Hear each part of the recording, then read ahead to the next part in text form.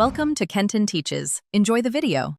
In this video, I will explain how to play Forza on Mac. First, consider installing Windows natively using Boot Camp Assistant for optimal performance. Alternatively, virtual machine software like Parallels Desktop or VMware Fusion can run Windows within Mac OS. For a simpler approach, cloud gaming services stream Forza directly to your Mac, requiring only a stable internet connection. Each method offers distinct advantages depending on your Mac's specifications and your personal preference. Boot Camp Assistant is a built-in Mac OS utility that lets you install a full version of Windows on your Intel-based Mac. This creates a dual boot system, allowing you to choose between Mac OS and Windows at startup.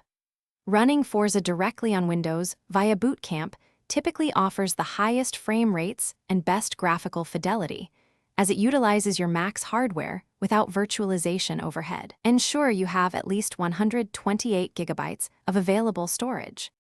Virtual machine software, such as Parallels Desktop or VMware Fusion, allows you to run Windows as a separate application directly within Mac OS. This offers incredible convenience, letting you access both operating systems simultaneously without rebooting.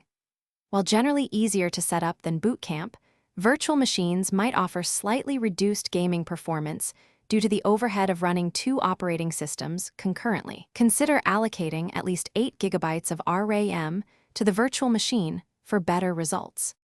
Cloud gaming services provide an excellent way to play Forza without installing Windows or needing a powerful Mac. Services like Xbox Cloud Gaming and NVIDIA GeForce now stream the game directly to your browser or a dedicated app.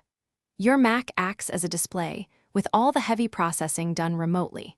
This method is incredibly convenient, but a stable, high-speed internet connection of at least 25 megabits per second is absolutely crucial for a smooth, lag-free experience. Thanks for watching. Please subscribe if this video was helpful.